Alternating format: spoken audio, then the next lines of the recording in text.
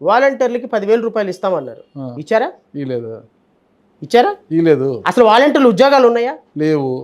సంపద సృష్టిస్తా అన్నాడు, సృష్టించాడా? సృష్టించే ప్రయత్నంలోనే ఇంకా 3 సంవత్సరాలు పరిశ్రమలు వస్తున్నాయి, అన్ని వస్తున్నాయి. అయిపోతే 30,000 మంది మిస్ అయ్యారన్నారు. 30,000 మంది అమ్మాయిని తెచ్చారా? ముగ్గురు కూడా తేలేదు. 48 గంటల్లో గంజాయి లేని రాష్ట్రాన్ని ఇస్తా అన్నాడు. ఇచ్చారా? ఒక్క ఆడపిల్లకి అన్యాయం జరిగినా పవన్ కళ్యాణ్ అనేటువంటి వ్యక్తి వ్యవస్థ అసలు రూపం ఎలా ఉంటుందో చూపిస్తా అన్నాడు. చూపించారా? కొత్త చట్టాలు తయారు చేసి ఈ దేశంలో అత్యున్నతమైనటువంటి రాజకీయ వ్యవస్థను మారుస్తా అన్నాడు. మార్చారా? ఈరోజు రాష్ట్రంలో ఎస్సీలకి ఎస్టీలకి ఒక స్పెషల్ ఎంట్రప్రనర్గా వాళ్ళని తీర్చిదిద్దుతాను, అడ్మినిస్ట్రేషన్ అంటే ఎలా చూపిస్తానన్నారు.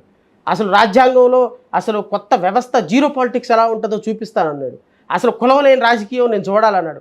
చెప్పిన స్టేట్మెంట్కి, చెప్పిన ధర్మసూత్రాలకి, చేసే ధర్మసూత్రాలకి ఎక్కడైనా తేడా ఉందా?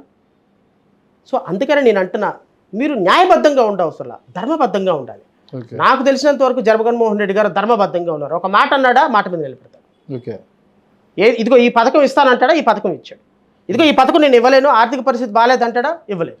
ధర్మబద్ధంగా ఉన్నటువంటి వ్యక్తి రాజకీయాల్లో ఉండాలి అంట. నేను న్యాయబద్ధంగా ఉంటావా లేదా అనేది ఇట్స్ డిఫరెంట్ ఇష్యూ. ఎందుకంటే మనం 100 మందితో కలిసి పనిచేసేటప్పుడు రకరకాల ఇష్యూస్ వస్తాయి, రకరకాల అంశాలు ఉంటాయి. రాజకీయ పార్టీలకు డబ్బులు అవసరం అవుతాయి. కొన్ని సందర్భాల్లో తప్పులు చేయొచ్చు, కొన్ని సందర్భాల్లో రైట్ చేయొచ్చు.